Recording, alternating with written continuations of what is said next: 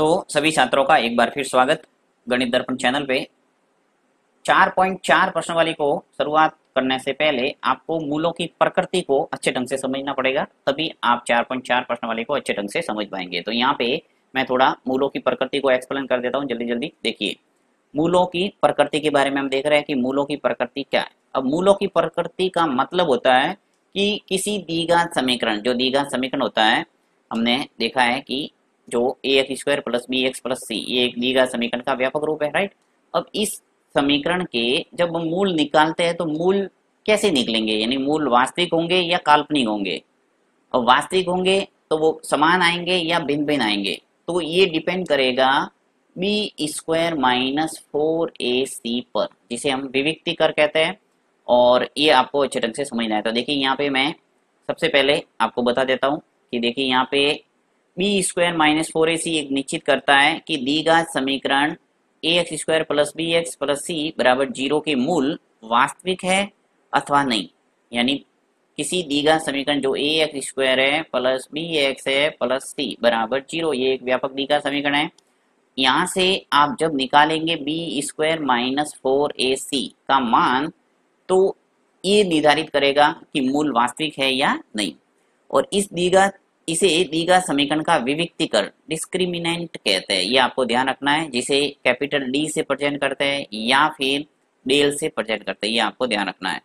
विविक्तिकर ये शब्द है वो नया है आपके लिए, और इसको दिमाग में बिठाना है कि विविक्तिकर होता क्या है। विविक्तिकर का अर्थ होता है ये b² माइनस 4ac, इसे कहेंगे विविक्तिकर, ठीक है। और इसको प्रेजेंट करने के लिए हम डी का प्रयोग करेंगे, ऐसे लिखेंगे d बराबर b² माइनस 4ac, ठीक है। अब b² माइनस 4ac का जब आप मान निकालेंगे किसी भी द्विघात समीकरण जो आपको दिया हुआ है प्रश्न के अंदर, तो आपकी तीन स्थितियां आपके सामने आ सकती है। तो देखिए तीन स्थितियां कौन कौन सी है, यहाँ पे सब लिखी हुई है। फर्स्ट, पहली स्थिति है कि जब b² minus 4ac is greater than 0 हो, यानी जब आपने b² माइनस 4ac निकाला और आपका मान है वो 0 से बड़ा आ गया। 0 से बड़ा यानी 1 आए, 2 आए, 3 आए, या कुछ भी आए, अनंत कोई भी मान है वो 0 से बड़ा है। तो 0 से अगर बड़ा है b² माइनस 4ac का मान, तो भिन्न है वो कैसे होंगे, मूल यानी कैसे होंगे, वास्तविक मूल होंगे, राइट। और भिन्न भिन्न होंगे यानी उत्तर है वो दोनों अलग अलग, एक प्लस में एक माइनस में हम लिखते आए हैं। पहली प्रश्न वाली आपने देखी होगी, 4.3 के अंदर हमने निकाले थे द्विघात समीकरण के मूल। तो हम क्या करते थे, जब द्विघाती सूत्र का प्रयोग करते थे तो हमने एक बार प्लस में लिखते थे, एक बार माइनस में लिखते थे, जिससे हमारे दोनों मूल है वो अलग अलग निकलते थे, राइट। तो b² माइनस 4ac अगर 0 से बड़ा है तो आपके मूल है वो अलग अलग आएंगे और वास्तविक मूल होंगे।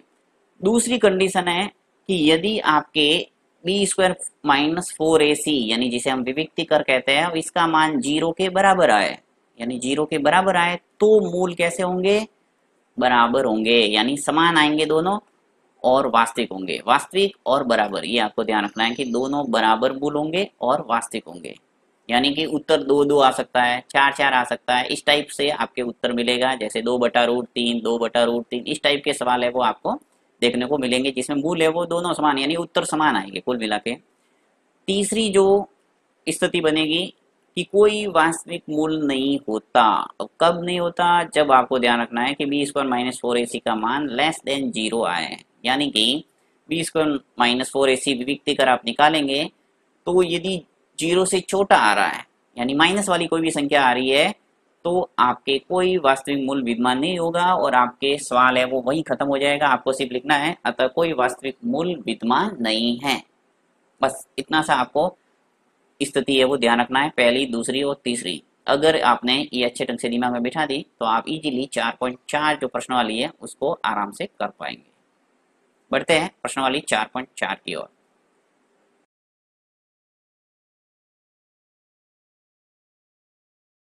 नेक्स्ट शुरुआत कर रहे हैं प्रश्न वाली 4.4, ठीक है। और 4.4 का जो पहला प्रश्न है वो दे रखा है कि निम्न द्विघात समीकरणों के मूलों की प्रकृति ज्ञात कीजिए, यदि मूलों का अस्तित्व हो तो उन्हें ज्ञात कीजिए। यानी पहले आपको इन द्विघात समीकरण से पता लगाना है कि मूलों की प्रकृति कैसी है, यानी मूलों का अस्तित्व है तो उन्हें ज्ञात करना है।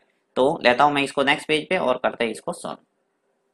ये प्रश्न ले लिया मैंने और इसका पहला प्रश्न करता हूं मैं।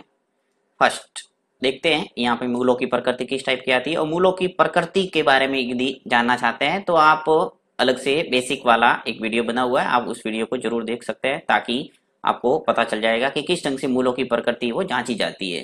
राइट, तो यहाँ पे पहला प्रश्न ले रहा हूं मैं, 2x² माइनस 3x प्लस 5 बराबर 0। ठीक है, ये फर्स्ट क्वेश्चन है, और यहाँ पे देखते हैं कि मूलों की प्रकृति है वो किस टाइप से है। तो सबसे पहले आपको क्या करना है, व्यापक जो दी गया समीकरण है उससे तुलना करके ए बी और सी का पता लगाना है। तो यहाँ मैं लिख लेता हूं इसकी तुलना ax² bx प्लस सी बराबर 0 से करने पर। ठीक है, अब जो व्यापक दी गया समीकरण है वो आपको अच्छे ढंग से दिमाग में बैठ गया होगा। ax² प्लस bx प्लस सी बराबर 0, ये एक व्यापक दी गया समीकरण का रूप है। राइट, अब इसकी तुलना इससे करेंगे तो हमारे a b और c का मान आ जाएगा। तो यहाँ मैं लिख लेता हूँ, यहाँ a का मान क्या आएगा बताइए, x² के आगे क्या होता है a। तो इस समीकरण के अंदर जो प्रश्न दिया हुआ है उसके अंदर x² के आगे क्या है 2, तो यहाँ आ जाएगा 2। फिर b, x का गुणांक होता है वो b है, तो यहाँ पे x का गुणांक क्या है माइनस का 3, अगर माइनस है तो साथ में बोलना है माइनस का 3, तो यहाँ आ जाएगा माइनस का 3। फिर अचर पद c है वो क्या है, देखिए यहाँ पे अचर पद c, यहाँ पे क्या दिख रहा है प्लस के 5, अगर माइनस होता तो माइनस 5 बोलता, परंतु प्लस में है इसलिए 5 लिख सकते हैं, सीधा 5। यानी सिंगल संख्या जब लिखते हैं तो वो प्लस में ही मानी जाती है। ए आ गया, बी आ गया, सी आ गया। अब आप विभक्ति कर जिसे b² माइनस 4ac से लिखते हैं, और विभक्ति कर को निकालेंगे b² माइनस 4ac। अब इसका मान आएगा, उसी के आधार पर हमें पता लगेगा कि मूलों का अस्तित्व है या नहीं। तो यहाँ पे निकाल देता हूँ, b है वो क्या है मेरे पास माइनस का 3, तो लिखता हूँ माइनस का 3 उसका वर्ग, फिर माइनस 4, a का मान क्या कितना है 2, तो यहाँ आ जाएगा 2, और c का मान कितना है 5, तो यहाँ आ गया 5। अब मैं यहाँ निकाल देता हूँ, देखिए माइनस 3 का वर्ग करेंगे तो क्या आएगा 9, प्लस के 9 हो जाएंगे, क्योंकि माइनस 3 इंटू माइनस 3 होगा तो क्या हो जाएगा प्लस का 9। 4 इंटू 2 कितने हो गए 8, और 8 इंटू 5 कितने हो गए 8 पंचे 40, तो ये आ जाएगा 40। अब देखिए 9 माइनस 40, 9 में से 40 गए तो क्या बचा माइनस के 31। अब जो माइनस के 31 है वो क्या है 0 से छोटा है, तो मैंने आपको बताया था कि जब भी b² माइनस 4ac यानी जो d है विभक्ति कर है उसका मान यदि 0 से छोटा आता है, माइनस वाला मान है, इसका मतलब क्या हुआ 0 से छोटा, तो माइनस 31 इज लेस देन 0। तो कह सकते हैं कि यहाँ कोई वास्तविक मूल विद्यमान नहीं है, लिखेंगे अतः कोई वास्तविक मूल नहीं है, या फिर कह सकते हैं यहाँ मूलों का अस्तित्व नहीं है। मैं थोड़ा वापस रिपीट कर लेता हूँ, देखिए b² माइनस 4ac का मान यदि 0 से बड़ा आता है तो मूलों का अस्तित्व है, b² माइनस 4ac बराबर 0 आता है तो भी मूलों का अस्तित्व है। अगर b² minus 4ac less than 0 आता है, यानी 0 से छोटा माइनस वाला मान अगर आएगा तो मूलों का अस्तित्व नहीं है, और सवाल है वहीं समाप्त हो जाएगा। इन दोनों स्थिति में आपको आगे बढ़ना है, यहाँ सवाल है वो वहीं खत्म हो जाएगा, आप आगे आपको मूल निकालने का काम नहीं है। ठीक है, देखते हैं नेक्स्ट प्रश्न दूसरा, यहाँ पे क्या स्थिति बनती है। चलिए नेक्स्ट जो दूसरा प्रश्न करते हैं, यहाँ पे देखते हैं क्या स्थिति आती है। सेकंड दे रखा है आपको 3x² माइनस 4√3x प्लस 4 बराबर 0। ओके, यहाँ पर भी वही हम व्यापक दी का समीकरण है उससे तुलना करेंगे, तो यहाँ लिख लेता हूँ इसकी तुलना ax² plus bx plus c बराबर 0 से करने पर। इसकी तुलना हम व्यापक दी गई समीकरण से करेंगे तो हमारे पास a b और c का मान निकल के आ जाएगा। तो x² का गुणांक यहाँ पे क्या है 3, इसका मतलब a कितना है 3। फिर b, x का गुणांक है वो b है, तो x का गुणांक यहाँ पे क्या नजर आ रहा है मुझे 4√3, परंतु यहाँ पे माइनस है तो माइनस को साथ में बोलना पड़ेगा, तो -4√3। बी आ गया सी, सी यानी अक्षर पद। ठीक है, तो अक्षर पद कितना है हमारे पास, यहाँ प्लस का 4 है तो 4 लिख लो। ए आ गया, बी आ गया, सी आ गया। अब मैं विविक्ति कर निकालूंगा जिसे हम डी से प्रचंड करते हैं, तो डी बराबर b² -4ac। बी का मान कितना है -4√3 और उसका कर दो वर्ग, फिर -4, ए का मान कितना है 3 और बी का मान कितना है, सॉरी सी का मान कितना है 4। सॉल्व करो इसको। देखिए -4√3 का वर्ग करना, यानी यहाँ पे मैं अलग से बताता हूँ आपको, -4√3 का गुणा -4√3 से करना है। तो 4 × 4 कितने हो गए 16, और √3 का गुणा जब √3 से करेंगे तो क्या आएगा 3। मैंने आपको अच्छे ढंग से बताया होगा कि रूट वाली संख्या का जब रूट वाली संख्या से गुणा होता है तो रूट हट जाता है, अंदर वाली संख्या लिखना। अब कैसे हटता है वो सब बातें बताई हुई है आपको। अब देखिए 16 का गुणा 3 से करूंगा तो आ जाएगा 48। तो इस ढंग से आपके जब गुणा करेंगे, अब देखिए यहाँ पे माइनस का गुणा जब माइनस से हुआ तो आ जाएगा प्लस में, तो मैं सीधा ही लिख लेता हूँ 4√3 का जब वर्ग करेंगे तो आ जाएगा 48। ओके, अब कैसे आया आपको पता चल गया होगा अच्छे ढंग से। फिर -4 × 3 कितना हुआ 12, और 12 का गुणा जब 4 से करेंगे तो 8 चौके 48, यानी यहाँ पर भी आ जाएगा 48, यानी 48 - 48 तो आ गया 0। तो यहाँ पे मूलों का अस्तित्व होगा। लिख लेता हूँ आगे, लिख लेता हूँ बराबर 0, लिखेंगे अतः मूलों का अस्तित्व है। या फिर कह सकते हैं अतः दी गई समीकरण के मूल वास्तविक और बराबर होंगे, क्योंकि b² -4ac का मान जब 0 होता है तो मूल कैसे होते हैं वास्तविक और बराबर। तो यहाँ लिख लेते हैं अतः मूल वास्तविक तथा समान होंगे, यानी उत्तर है वो समान आएंगे, दोनों मूल है वो क्या होंगे समान है। अतः मूल वास्तविक तथा समान है। अब इसने स्पष्ट बोला है प्रश्न के अंदर कि यदि मूलों का अस्तित्व है तो उन्हें ज्ञात कीजिए। अतः हमें मूलों का अस्तित्व है तो ज्ञात करना पड़ेगा, तो यहाँ सीधा द्विघात सूत्र का प्रयोग कर लेता हूँ। लिखते हैं द्विघाती सूत्र से।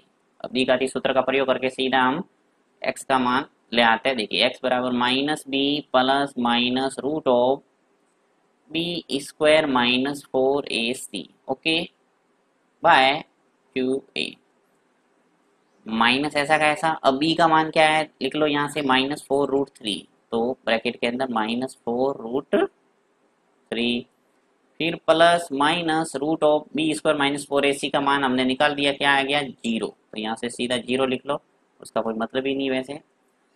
फिर बाय 2a, a का मान कितना है यहाँ से 3, तो ये आ जाएगा। आगे सॉल्व करते हैं इसको।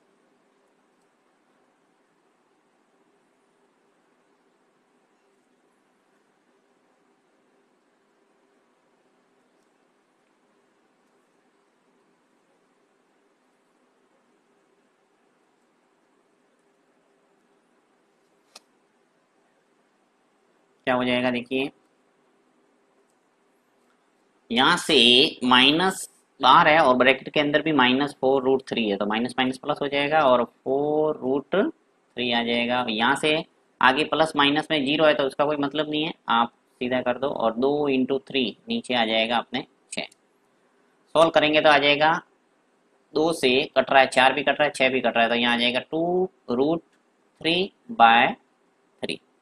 अब यहाँ से √3 का भाग जाएगा 3 के अंदर √3 बार, क्योंकि देखो 3 का मतलब क्या होता है √3 × √3, तो इस 3 की जगह मैं ये लिख सकता हूँ, ये तो ऊपर √3 है और ये √3 नीचे आएंगे तो यहाँ से कैंसिल हो जाएगा, इसलिए हम क्या करेंगे सीधा यहाँ लिखूंगा मैं 2 √3 है वो हट जाएगा ऊपर से और नीचे आ जाएगा √3।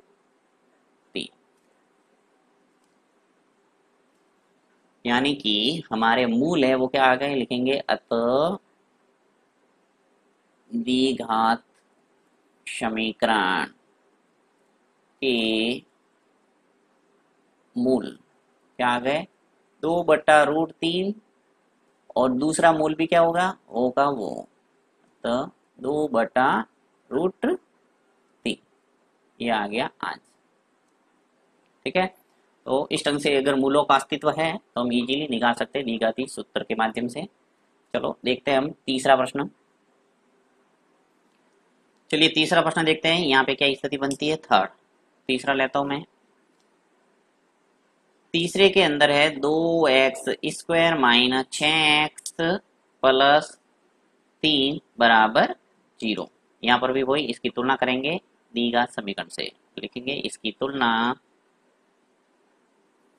ax² plus bx plus c बराबर 0 से करने पर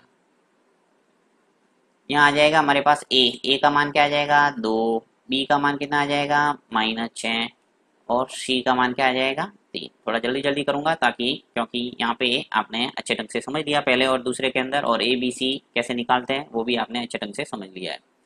a आ गया, b आ गया, c आ गया। अब मैं b निकाल देता हूँ। d बराबर आ जाएगा b² माइनस 4ac। ठीक है, b का मान मेरे पास है 6, 6 का वर्ग कर दो, -4, a का मान कितना है मेरे पास 2, c है कितना 3। करो यहाँ पे सॉल्व। -6 का वर्ग करेंगे तो आ जाएगा हमारे पास 36, फिर -4 इंटू 2 कितने हो गए 8, और 8 इंटू 3 8 दिया 24, तो यहाँ आ जाएगा 24। 36 में से 24 गए तो हमारे पास आ गए 12, जो कि 0 से बड़ा है, अतः कह सकते हैं मूलों का अस्तित्व है। और मूल कैसे होंगे, वास्तविक और अलग अलग। तीन कंडीशन होती है, अगर b² माइनस 4ac का मान 0 से बड़ा आता है तो मूल वास्तविक और अलग अलग होते हैं। अगर b² माइनस 4ac का मान 0 के बराबर आता है तो मूल है वो वास्तविक होते हैं परंतु समान आते हैं, जैसा कि दूसरे प्रश्न के अंदर आया था। और यदि b² माइनस 4ac का मान माइनस में आता है यानी 0 से छोटा आता है तो कोई मूल विद्यमान नहीं होता, जैसा कि पहले प्रश्न में आया था। ठीक है, तो इस ढंग से तीनों प्रश्न है वो अलग अलग टाइप के हो गए। यहाँ लिखना पड़ेगा, अतः मूल वास्तविक तथा भिन्न है। ठीक है, अब मूलों का अस्तित्व है तो उन्हें ज्ञात कीजिए, स्पष्ट रूप से लिखा हुआ है तो हम निकालेंगे हम द्विघाती सूत्र का प्रयोग करके। द्विघाती सूत्र या दूसरा नाम क्या है इसका, श्रीधर आचार्य सूत्र या विधि कह सकते हैं, द्विघात सूत्र। अब द्विघात सूत्र क्या होता है, x बराबर -b plus minus root of b² minus 4ac by 2a। अच्छे ढंग से आपने याद कर लिया होगा द्विघात सूत्र, -b plus minus root of b² minus 4ac by 2a। अब देखिए माइनस ऐसा कैसा, b का मान क्या है देख लो, यहाँ पे b का मान -6 है तो यहाँ पे लिखूंगा मैं -6, फिर plus minus root of b² minus 4ac मैंने निकाला है कितना है 12 है तो यहाँ आ जाएगा 12, फिर बाय 2a, a का मान मेरे पास कितना है 2। सॉल्व करो इसको आगे।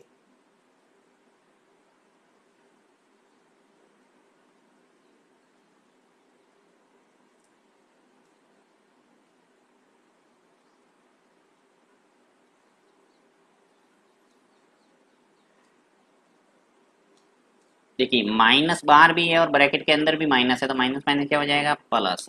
ठीक है, प्लस माइनस। अब यहाँ पे जो 12 है इसको मैं ऐसे लिख सकता हूँ 4 इंटू 3, यानी 4 का गुणा जब मैं 3 से करूंगा तो क्या आ जाएगा 12। मैंने 4 इंटू 3 लिख दिया 12 को, फिर बाय 2 इंटू 2 क्या हो जाएगा 4।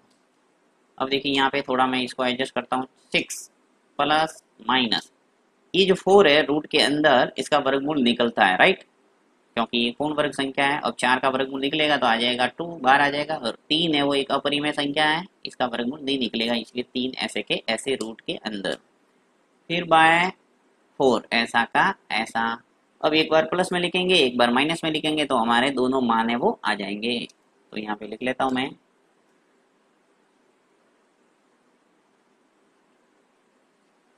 एक बार प्लस में लेते हैं तो x बराबर, यहाँ पे x ही चल रहा है, ये x बराबर और ये x बराबर, तो x बराबर एक बार प्लस में लिखता है एक बार माइनस में, तो 6 प्लस 2 रूट 3 बट्टा 4। ठीक है, तो x का मान क्या आ जाएगा, देखिए यहाँ से 6 और 2 तो कॉमन आ सकता है, 2 को मैं कॉमन ले लेता हूँ, यहाँ 2 कॉमन आएगा तो क्या आ जाएगा यहाँ पे 3 प्लस रूट 3 बट्टा नीचे 4 है, ऐसा का ऐसा। 2 से ये कट रहा है 4 दो बार, तो x का मान आ जाएगा मेरे पास 3 प्लस रूट 3 बट्टा 2। एक तो आ गया हमारे पास 3 प्लस रूट 3 बट्टा 2 पहला मूल। दूसरा मूल निकालते हैं।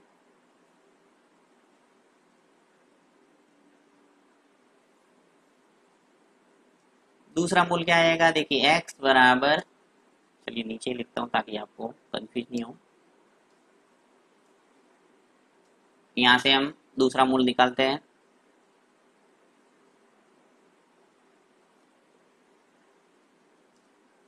x बराबर, एक बार तो हमने इसमें से प्लस में लिया है, अब मैं ले रहा हूँ माइनस में, तो 6 माइनस 2 रूट 3 बट्टा 4। एक बार कॉमन ले लो। अब यहाँ पे देखिए 2 है 6 है, वापस 2 कॉमन आ सकता है, तो 3 माइनस रूट 3 और बाय 4। तो x का मान आ गया, 2 से 4 कट रहा है, तो 3 माइनस रूट 3 बाय 2। ठीक है, तो ये आ गया आंसर। तो इस संग से दीर्घ समीकरण के दोनों मूल आ गए 3 प्लस रूट 3 बटा 2, एक आ गया 3 माइनस रूट 3 बटा